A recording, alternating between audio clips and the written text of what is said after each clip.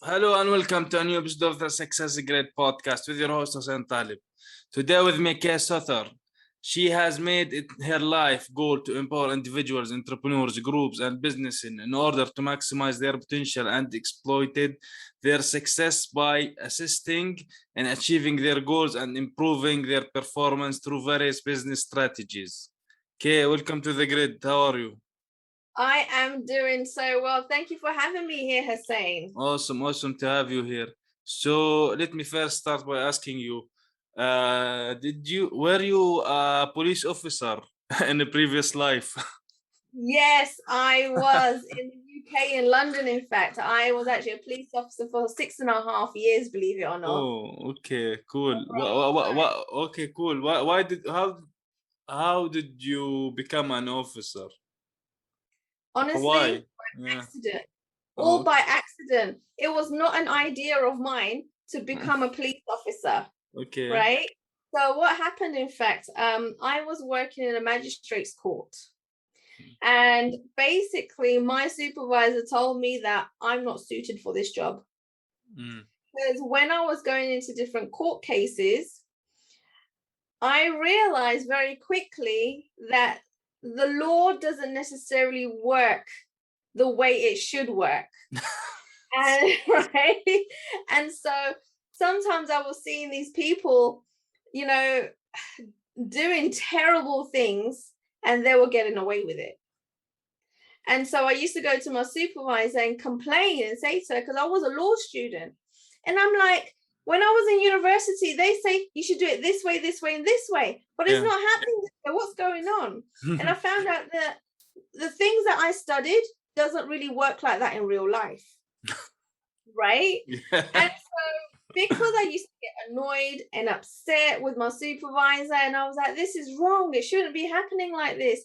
She said to me, she was like, Kay, maybe this job isn't for you. Mm. So I was like, maybe it's not, right? So I decided, okay, let me look for another job. Like, what am I going to do? Have no idea, right? Yeah. And so I just went online and everything, and I saw that there was this huge campaign where they were recruiting police officers, right?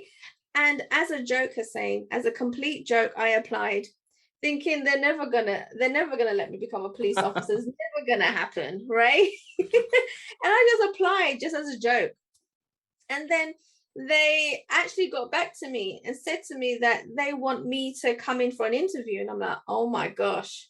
How long did they take from you applying to taking you to an interview? You know what? It's a long process. It is a long process because I applied and then afterwards they sent me loads of forms because they want to check your background and your family's background, and Yeah.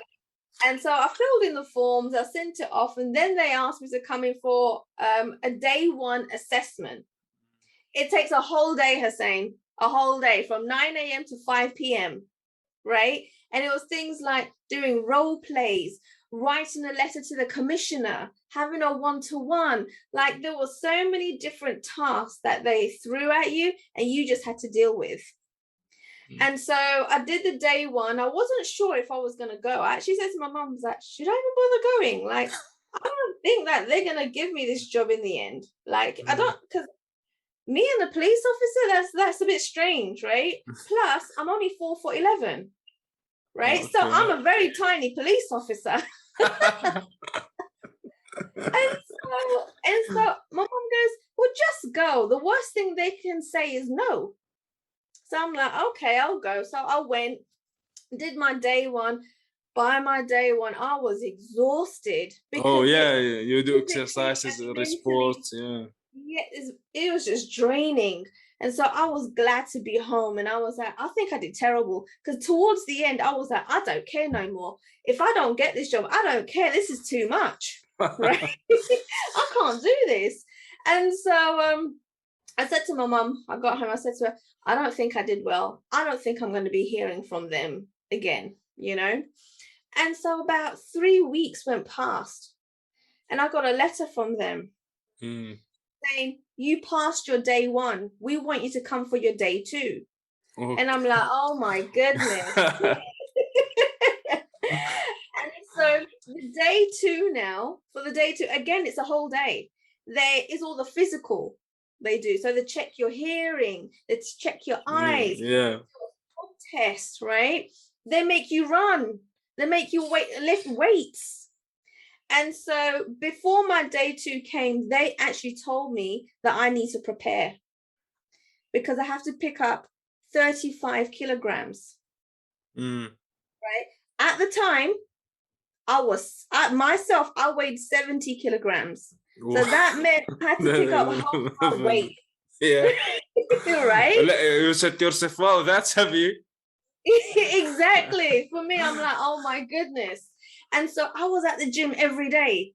I was running, I was trying to pick weights up and things like this, right, in training.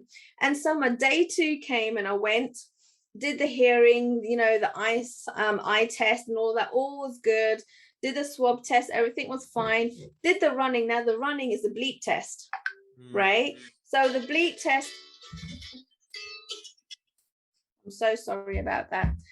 So it was a bleep test. And so I don't know if you've heard of it, but basically you got to keep up with the bleeps. Beep, beep, beep, right? And you get tired, but the bleeps get faster. Right? Right. And you got to keep going and keep going. And I passed the running, which was great. And then it came to the weights, right? And I was like, oh, okay, let's see how this goes. Because this is the tricky one for me. Hussein, yeah, everyone else in my class passed. I was the only one that failed. Okay. Right? I was the only one that failed in my entire class. Everyone else passed. How many people were there doing the same thing? There was, I think there was about 12. Right? And I felt so bad. I felt awful. I was embarrassed because everyone else passed and I didn't. Right? And I remember this female police officer, she was the one assessing us. And she was like a big lady, like she looked like she was like a weightlifter, right? Yeah. And she bodybuilder. Right, exactly. And she goes to everybody, everyone else go home. She goes, you stay here. Right. And I'm like, oh my gosh, right? So everyone left, they took their bags, their coats, they went, and then it was just me and this police officer. And she goes to me, you're gonna do this again. She's gonna make you repeat everything that you did and failed. How much time did that took you to do? Just the weights. She's okay. Right? Because that was where I failed. Just the weights. And she goes, you're gonna do this again. So I said, okay. But you know what she did? She got in my face. She told me that I'm worthless. She's told me that how am I going to be able to cope in the streets if I can't do this? Right? And she was making me do it. And she was making me so mad because she was in my face. Right? so basically she pushed you into doing it. Yeah. Right? And then she kept going and told me, how is anyone going to take you seriously? No one can take you seriously. Like, don't be a wimp. That's what you're acting like, right? All of this, and I'm telling you, I had steam coming out of my ears. I was so annoyed, right? Yeah. And then she goes to me, she tapped me on the shoulder, she goes, stop. So I stopped. And she goes, look at the screen. So I looked. Hussein, I passed. So she kind of pushed you off the cliff, but right. But and it worked. And then she goes to me, see, I knew you could do it. Yeah. Right? Yeah. So I was like, oh my goodness, she'd made me get so mad, right? But it was her way of pushing me. Cool. Right? Cool thing. So maybe this is one of the things that then made you transform that you want to quit and be an entrepreneur, right? No, that wasn't. I quit again by accident. I'm telling you something, saying everything I do happens by accident. I don't plan any of it. Right? Okay. I don't plan none of it. So when so after that, I got suited and booted for a uniform, right? And I passed and I did it. And I was like, okay, I guess this is what I'm doing, right? No plan to do it. I was doing it for 6.5 years and I got pretty good at it. Mm-hmm. And I thought, Hussein, that if there was anything for me to worry about, it would be that I would get hurt or in danger in the line of duty. Mm-hmm. Right? I thought when I'm out there being in a police officer, something it could be dangerous sometimes. Yes, right. So I thought, I was like, if anything is going to happen to me, it would be while I'm at work. But guess what, Hussein? That was incorrect. Because what happened to me is one night I went to bed perfectly fine, no issues whatsoever. Next morning, I woke up, jumped into the shower, and as soon as the hot water touched my skin, it started burning. So I jumped out, ran to the mirror, and found out my entire body had come out in a rash. Okay. I don't know where it came from, why it was there, but my brother actually drove me to the hospital, right? Okay. Had all these tests done and everything. And I remember waiting in the consultation room for my doctor to come in to give me my results. And as I sat there, he opened the door, took 1 foot in, and he looked at me and he said, "You were lucky to get here when you did." Exactly. Okay. What was it? So that's what I said to him. I was like, "Well, what's going on? What's happened here?" And he said to me, he goes, "If you didn't get here when you did, then your throat would have closed up." What? Yeah. And so I was like, oh my goodness, what if my throat closed up while I was asleep? I would never have woken up the next day. And so I said to him, I go, how did this happen? Where did it come from? And he goes, this form of rash is brought on by your body being overly stressed. Yeah. And so I didn't realize how much of a stress this job was having on my body, mentally, physically, and emotionally. And so at that point, I decided that I have to quit my job because my life is now on the line. Yeah. Right. And it's not because I'm out on duty, it's something completely different. Yeah, it's something that you did not expect that would be the thing that it would be. Yeah. So so this is where you decided that this could be dangerous on my life. I have to do and find something else to be or to do or to have passion for, right? No. Okay. No, not yet. Because I was still thinking, I need to find another job. Okay, so you're not in the level of like, oh, I want to go work for myself. You still want to find something else. I was thinking about it. I was thinking about it, but I wasn't quite there yet. Right. And so I was thinking, I'm going to take 6 months off, do nothing, figure this out, make sure my body, everything is on point again, right? And then I'll start another job, right? But again, everything I plan never works out the way I plan it, and things happen by accident. Yeah, right? Life happens. What can you do? It does. And so I remember my last day at the police role, right, was a Friday. And I quit, I finished, that was it, I'm done. And then my friend called me and she goes to me, I have an event in London, in central London. Why don't you come down and network and meet people, and just, meet new people and all this stuff. And I was like, you know what? I cannot be bothered. I'm done. I've quit my job. I just want to stay at home. I don't want to speak to anybody. And she was like, no, just come down and check it out. If you don't like it, then go home. Okay. So I was like, okay, I'll come down. So I went down there, and Hussein, there was a bunch of people there. I felt so out of place because there were bankers, accountants, they were in a suit, right? And I'm like, oh my God, like this is not my scene. So I did what anybody else does. I went to the event, I walked straight to the bar and I ordered a drink, right? Right, I ordered my drink and I was at the bar, I was waiting for my drink to get done. And this gentleman came up to me in a suit, right, all done up. And he started asking me questions. And what was weird was the type of questions he was asking me. He was saying to me, "Oh, so what do you do as a job?" And I told him I just quit my job, right? I told him what I was doing. He goes, "What have you qualified in? What is it that you want to do? What are my skills? All this stuff." And I'm like, I'm answering all of his questions. And I said to him, "Hold on a second, who are you?" And he goes, "I'm a member of parliament and I think you'd be great on my team." Really?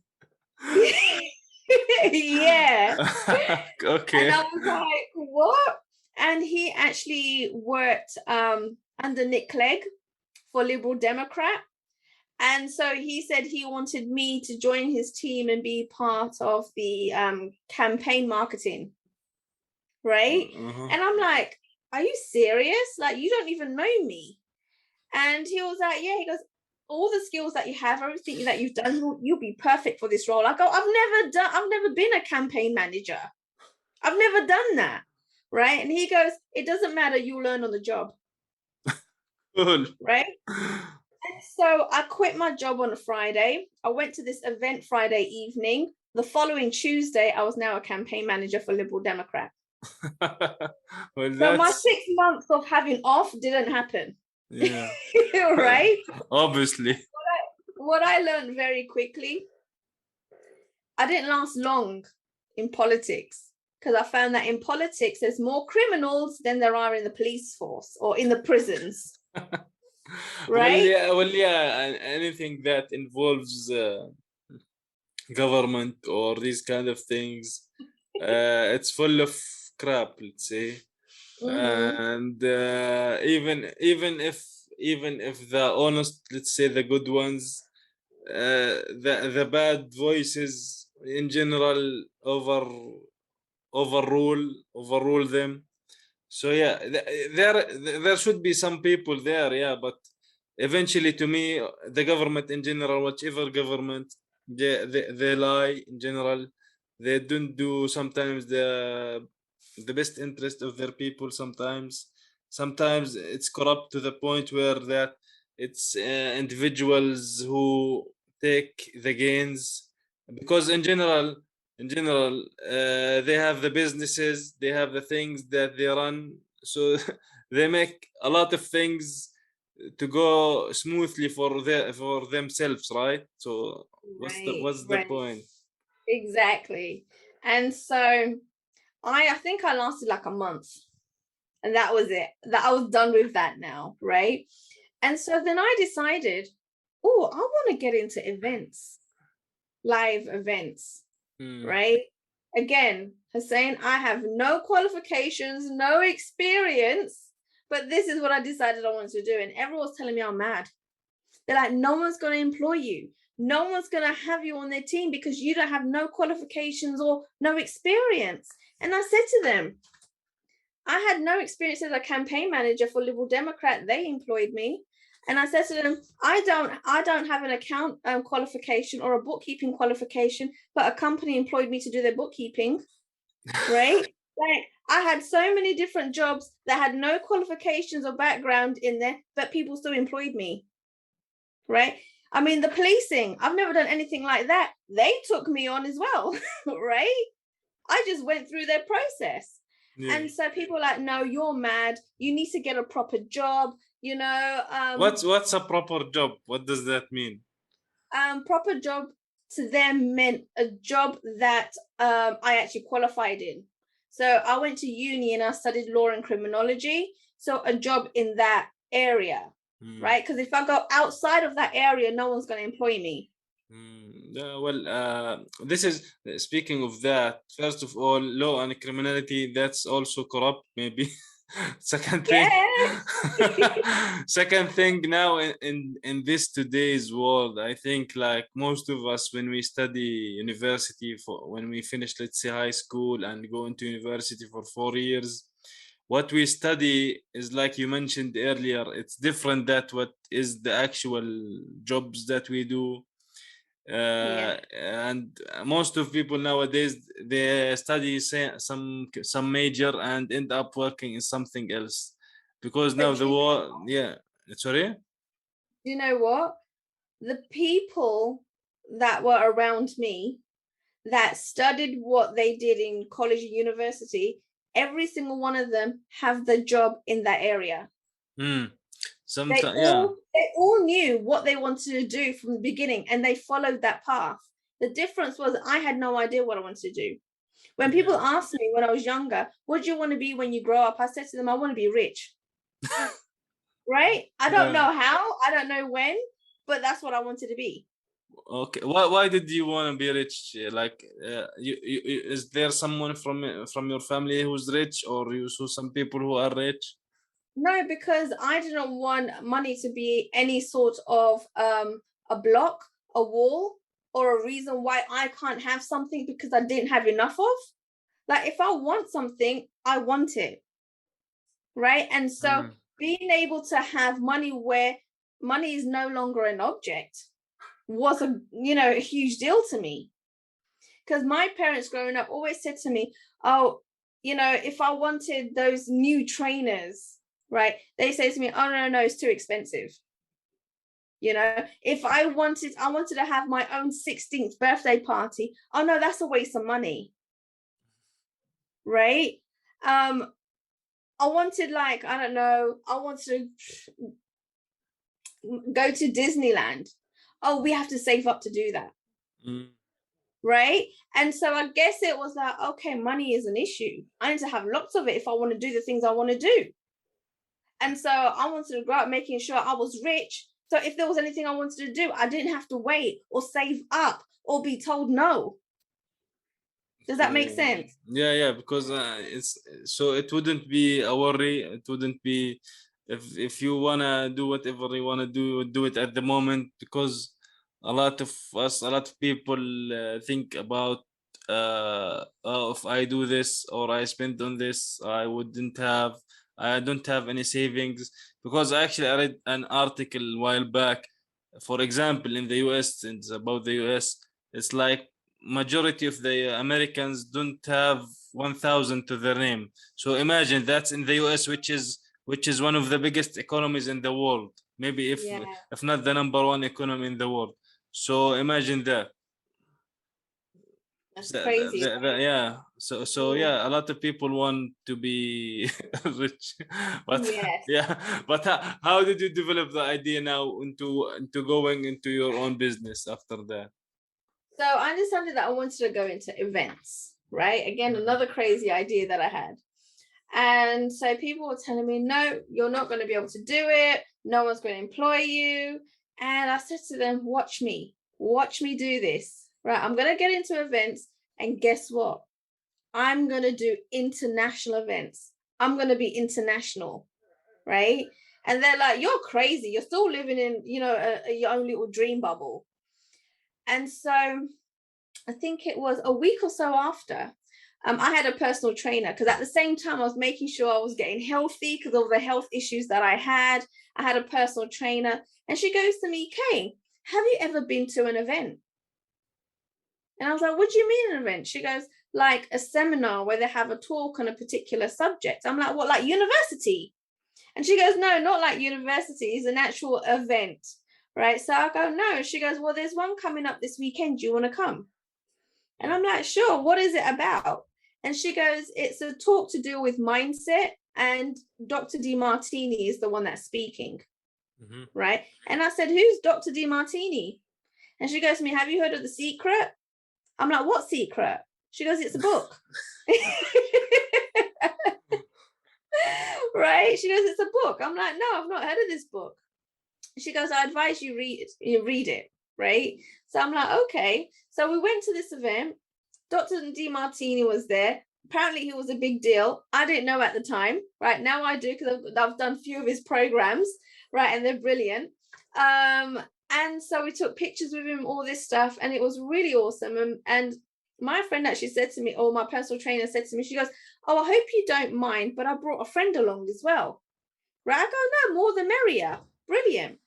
And then I met her friend. And then again, she started asking me these questions. What are your experiences? What are your skills? What kind of jobs have you had? What did you study? what do you want to be? What is your passion? And I started telling her I wanted to go into events. I've never done it before, but this is what I really want to do. And she goes, oh, interesting. I go, why is it interesting? She goes, I work for a company and we're building out our events department. Would you like to join? And I was like, what? And she goes to me, yeah, we're building it out and they're looking for people to join the events team so we can grow the department. And she goes, if this is what you want to do, she goes, I think you'd be great. And I'm like, I don't have any experience. I don't have no qualifications. She goes, doesn't matter. She goes, we actually have an event in London and the managers are going to be there. Why don't you come down to meet them? Cool. Right. So she took my number and everything. And honestly, I thought, I'm never going to hear from her again. This doesn't happen, right? I mean, it's happened to me once. It can't happen to me again. Like, no way. And a week or so later, she messaged me and she goes to me, this is where the event is going to be. Here's the address, right? Come down. It's between this time and this time.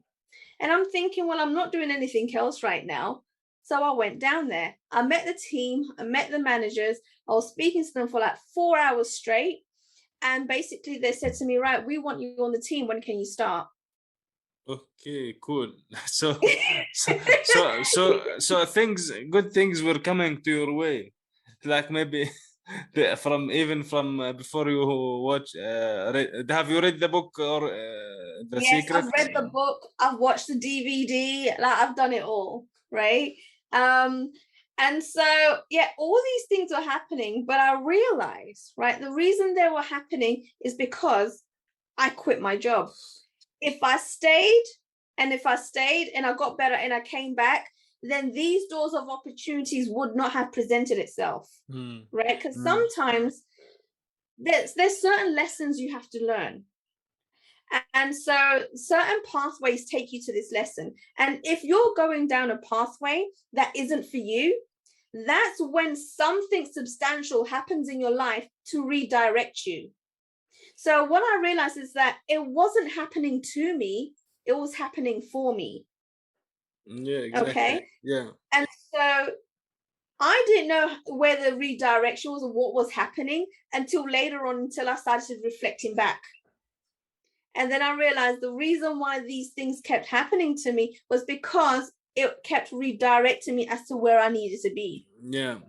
So I started this events company now, right? Working in events. They said to me, look, as long as you're willing to learn, it's fine. Then I'm like, okay, great. And then they said to me, what are you doing in 2 days? I'm like, I haven't got anything planned. Why? And they said to me, oh, great, fantastic. They go, we need you to pack your bags because your first event is going to be in Malaysia and you need to be there in 2 days. Oh, okay, cool. So now I'm international. Yeah. Right? Yeah. Have you watched the movie called Yes Man by Jim Carrey? I have watched so they should make a movie called Yes Woman. Right, exactly. And then from there on, for like 5 years straight, I was living out of a suitcase, going from country to city to different places, working these live events. And I learned on the job. And then guess what? All of these events that this company was doing was teaching people how to be an entrepreneur, teaching people about business, about marketing, right? And at these events, we had different gurus, different speakers, different experts talking about all sorts of different things about business. And that's where I was like, oh, I want to be a business owner. Okay. This sounds fantastic. Cool. Right? Yeah. And so I was actually learning different aspects of business from these people at these events. Yeah, what you learn in events is cool because you learn a lot of things, especially from people who've been like doing it for long times. So they give you like nuggets that took them years to know, and like in a small period of time. That's right, exactly. And so I started learning a lot from these speakers, from my team, like all different things. And so I then, within 4 months of the company, I became the events manager, right? And then I said to my team that I want to learn how to do sales, because there's a lot of other people doing back of room sales, right? But I don't know how to do that. And so I was given training and guidance, and I started doing small sales, right? So like, $500 sales, right? Or less. And as I got better and better and better, that's when I started then doing the high ticket closes. Cool. And started selling like $60,000 programs, $100,000 programs. And then within a year and a half, I became the number one closer in the company. Okay, that's good. Right. Great, awesome. So all of a sudden, I'm doing these different things I wouldn't have done in my 9-to-5 job, and learning skills that I didn't realize I was actually capable of. Right. And so when you put yourself in a position to wanting to learn more and getting out of your comfort zone, right, and thinking outside the box and getting creative and keep saying yes to everything, all of a sudden you're going to find out you're a lot more capable of things than you actually realized. Yeah. We need, or in general, we need to open to new doors or windows or whatever or whatever next. Exactly. And so you never stay in your comfort zone, because you will never be able to progress that way, right? And sometimes things are presented to you for a reason. You're not going to know what that reason is, but just because it's uncomfortable doesn't mean you should say no. Right? You're just stopping yourself. And so if anything does come your way, go for it, because you never know what's going to happen unless you do. And if you do try it and you don't like it, then you can say, I don't want to do this anymore. Right? Everybody has choices. Exactly. It's your choice of what you want to do. So sometimes with this, it's like the shows that tells you what choose the door 1, 2, 3, for example, and you have a car behind the door and a million behind the door, and maybe some Kit Kat bar behind another door. So you never know which door you will open, but there's nothing to lose from choosing or trying. Exactly, right? And so I was doing this for like 5 years, like I was saying. I was like, this is like the peak of my career, right? I was traveling all over the world. And guess what? The company were paying for my flights, they were paying for my hotel, they were paying for my food, all of my expenses, and then they were paying me on top. Right? So I was like, this is like paradise. This is amazing. And then I remember the CEO of the company, he called me and he said to me, he just bought a resort in Costa Rica, right? Like on a beach, swimming pool, palm trees, like amazing, right? Bought an entire resort. And he goes, he's going to be holding his mastermind events there, right? So people that pay the 60, the 100, the $150,000 packages. And he goes, I want you to be part of the team over there. Cool. Right? And he goes, don't worry about it. We're going to pay for your flights to get there, because we're paying for your apartment, right? I had my own chauffeur, right? Paying for my meals. Yeah. And he goes, but we want you there to do the sales. Cool. And I'm like, oh my gosh, like again, I'm going to be like in Costa Rica, in this exotic country, have my own apartment, my own chauffeur that takes me to the resort, brings me back. Like, this is just like amazing, right? It's mind boggling to me, but I was like, yes, let's do this, right? And so I was actually meant to go down there for about 4 to 6 months. And he goes to me, if you don't like it within a couple of weeks, don't worry about it. You can go back. Not a problem. Right? So I was like, okay, great, fantastic. And so I went there. It was great. I met the team, the events, the masterminds were awesome. Nothing like I've ever seen before. And like, we used to do the adventures with the group, right? The clients that used to come down. So we used to go zip lining with them. We went on the yachts with them. We went swimming in the ocean, right? We did surfing. Like, it was incredible. I was like, and this is a job? This is amazing. This is like a holiday. You know? I was like, this is crazy.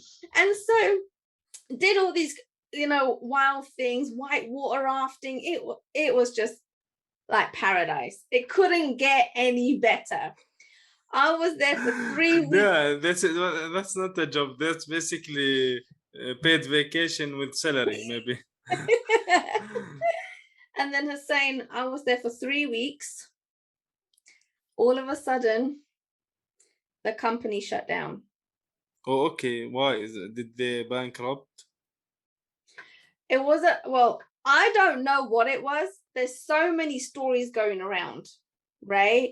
Saying that it had to do with tax or immigration or licensing. I don't know what is actually true. No idea. And so all of a sudden now, just like that, I was evicted. So I was now homeless. There was no food, there was no water. Yeah. And I never got paid. They owed me $20,000 and I never got paid. Oh, okay. That's bad. So now I'm in a foreign country. I don't speak the language. I'm homeless and no food and water. Oh. What the hell am I going to do? Well, that's a predicament. Yes, it is. And so I remember when this happened, and as they say, the shit hit the fire, right? I started laughing. I could not stop laughing, right? And my co-workers were looking at me and they were like, do you realize what's just happened? I'm like, yeah, that's why I'm laughing, because it's so ridiculous, you know? And so they were there like crying, they were pulling out their hair, they were stressed out, they didn't know what to do, what's going to happen now, how they're going to get out. But because I wasn't in that negative emotion, I was able to think outside the box and get creative, because I knew this was just temporary for me. This was not going to be permanent. Yeah. And so what I decided to do is I was like, I've learned so much about business, about marketing, about branding, about overall how business works by being at these events. So what I decided to do, I went to the resort manager and I said to her, I go, you still got bills to pay, you still got staff to pay, and now you've got no money coming in. I said to her, let me help you with your marketing, getting other clients to the resort to help you promote, to help you brand. But in return, I need a roof over my head and I need food and water.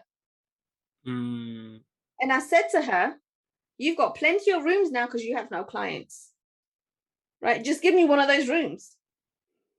And so I started explaining to her what I can do, how I can do it, how it works. And she goes to me, how did you learn all this stuff? I'm like, through the events. Were you not paying attention? You know? And she was like, oh. And so we started putting things into place where she was getting a lot more marketing, a lot more promotion done without hardly any money. It was all organic, right?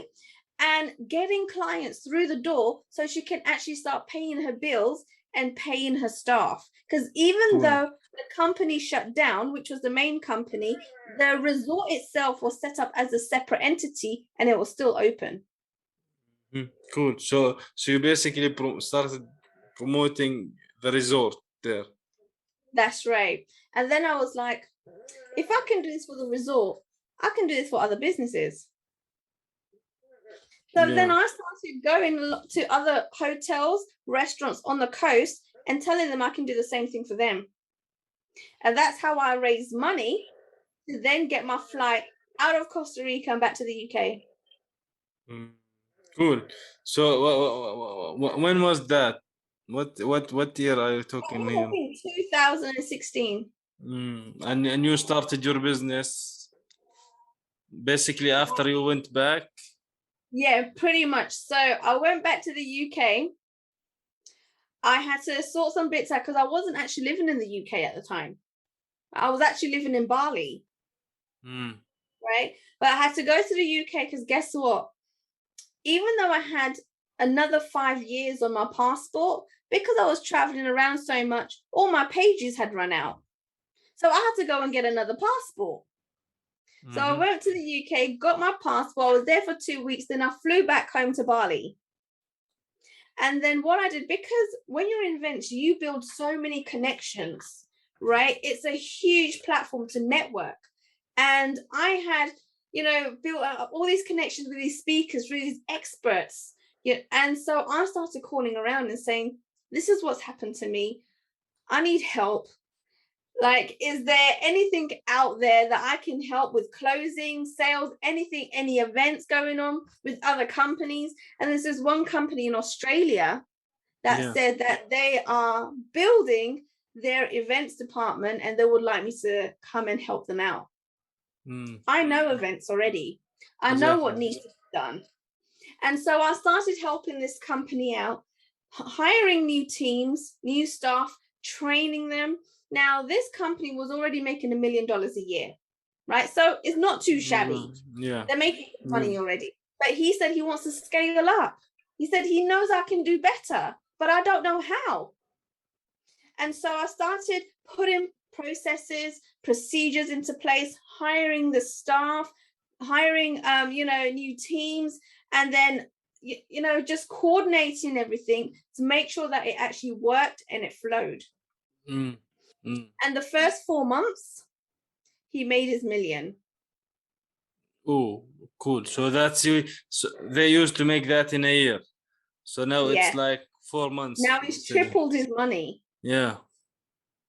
Cool. Right. So I'm like, drastic change in revenue. Yes. And so I was like, if I can do this for other people, why the hell am I not doing it for myself? And that's when I decided I need to go into business. Yeah. And that's where Uncensored Society came from. Oh, why did you call it Uncensored Society? I'm so glad you asked me that. So the reason why I call it that is because I found when I was doing all of this and helping other businesses and doing sales, that there was actually a gap in the industry. And the gap was that there's too many coaches and consultants out there that want to tap their clients on the shoulder and tell them, oh, it's going to be okay.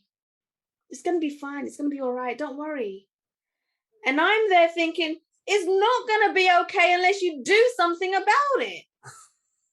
Right? And so I decided that this program that I have with Uncensored Society is coaching people on 5 main pillars of business, which is sales, marketing, finance, operations, and leadership. But I'm not that coach that's going to tell you it's going to be okay when it's not. And if you're screwing up, I'm going to tell you, get your act together, get your head out of your ass, and do something about it. So you're basically going to be in the face of your clients, like that one who was in your face when you were like taking your police test. There you go. Because why? Why? Because that makes a whole load of difference. Now, don't get me wrong. Don't get me wrong. I'm not going to be, what's the word? I'm not trying to convince people. I'm not there to convince people. This is what I do. This is how I do it because I want you to get results. If you don't want to get results and you don't want to listen, then fine, then find another coach because I'm not the coach for you then. But I need to make sure you get results. And sometimes people need a kick up the backside. I know I do. Because I've had mentors and coaches, and I've realized that those mentors and coaches that got in my face, that's when I had a lot quicker results and a lot quicker progress. Those coaches that told me don't worry about it, never saw no results. Yeah, so some people make people assured that everything is going to be okay and fine, and basically imply that you don't have to do much work for it. These kind of things. When you actually have to do the work, you have to do and grind and do whatever it takes to make your business work. Do, like you mentioned, the sales, the marketing, the finances, because a lot of businesses go out of business because their finances are bad, for example. Yeah. Some of them because their operations are bad, right? So yeah. Yeah, and then we hear so many people giving me excuses. I don't have time, or I've got kids. I'm working as well as trying to build my business, right? Mm. So if you want to give me excuses as to why you can't do it, why the hell are you here? Yeah. So how do you work with your clients around time? Because like you mentioned, some people, for example, have a like you did and started from 9 to 5 a job, and they wanna transition to a business or be an entrepreneur, and sometimes it can be risky because they wanna make sure if they have families, for example, they wanna make sure that they have food on the table or whatever it is the Yeah, case.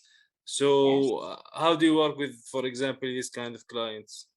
Okay, so if people have a full-time job and they're starting their business, don't ever quit your job until your business is making the same amount as you earning in your job or more. Okay, and if anyone tries to tell you to quit your job right before that happens, that's a big mistake, because you know why? You're still going to have those bills are not going to stop, and you have to find a way to pay those bills. Okay, and so okay, I've got an example of a student said to me that they don't have time for this exact reason, because they've got family, they've got a 9 to 5 job, they just don't have the time, right? And I said to her, why the hell did you hire me as a coach then, if that's the case, right? But it wasn't that she didn't want to build a business, and yes, she was making excuses.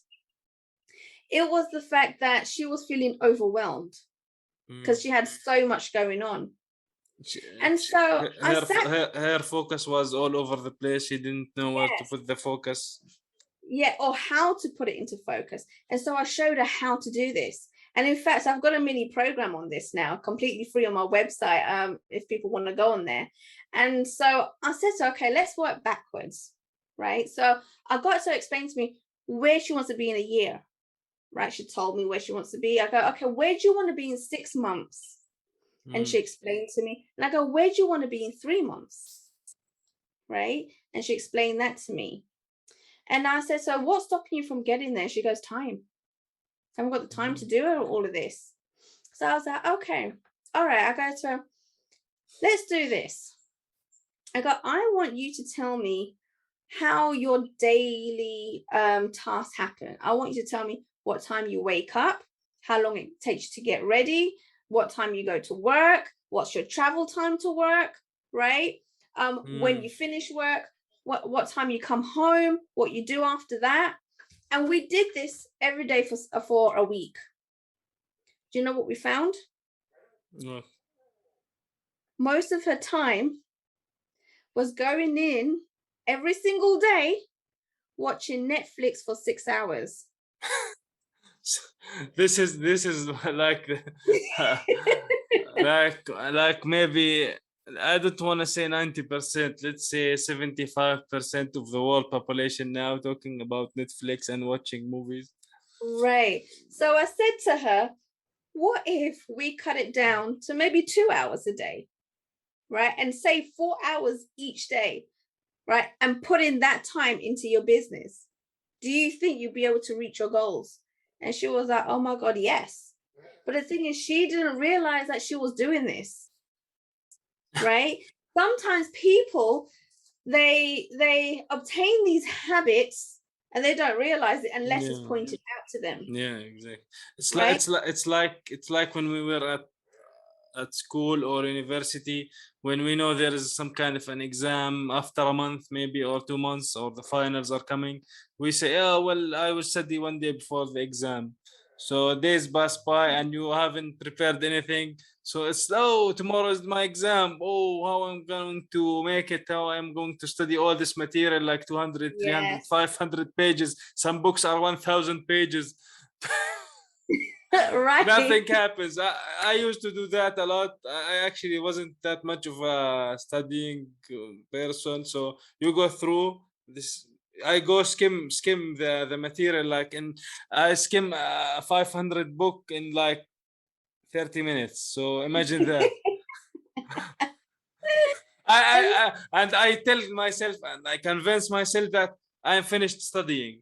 Because when you look at it, you cannot, for example, really actually study, for example, 500 pages book yeah, in 6 hours or 12 right, hours. It's basically right, like impossible if you want to really dig into it. So yeah, exactly. I look at it in like 30 minutes. Oh, okay, I finished, and I threw the book out.